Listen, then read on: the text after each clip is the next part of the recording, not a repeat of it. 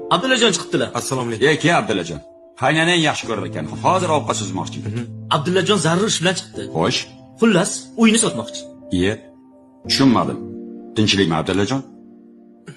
Oyimni zudlik bilan operatsiya qilishimiz kerak ekan. Shuning uchun uyni sotishga majburman. Uyni sotsang birinchi qo'shningga ayt degan gap bor. Bo'ldi qo'shni. O'zimiz olamiz.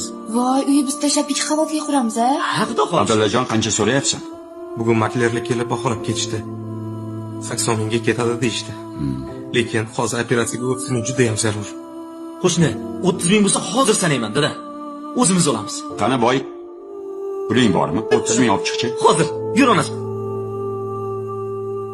Mana qo'shni. Xohlasangiz sanab oling. Lekin ertaga albatta Natashni bo'lishimiz kerak. Abdulla. Pullan. Oling. Topganingda berarsan. Iye? Dada? Bermasang ham mayli. Dada? Vaqt ketkazma. Tur o'g'lim. Tur. Bor, onangni davola. Dada bu nima deganingiz? O'chir ovozingni. Tur Abdulla. Rahmat, babalar aka. Bizni qarz so'ramagan odamim qolmagandi. Dada bekor qildingiz shu ishni. Biz unga qarz beradigan qarindoshimizmi? Yo akasimanmi, yo ukasimanmi? Shartta uyni sotib olish kerak edi, bo'ldi. Qo'shnilaringiz sizga jam mehribon bo'lib ketasiz-da, dada. O'chir ovozingni. Boyvachcha, onang olamdan o'tganda birinchi bo'lib bel bog'lab yonimda turgan yigit shu edi. Xotiningni dardi tutganda sen safarda eding. Boring kasal bo'lganda kasalxonaga mana shu qo'shni olib bordi. Ha kelin, sizga bu kichkinalik qilib qoldimi? Kammi?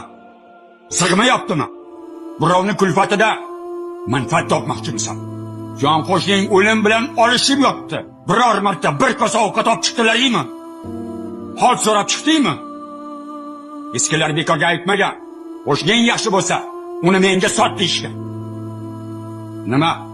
Otni o'limi, itni bayramimi?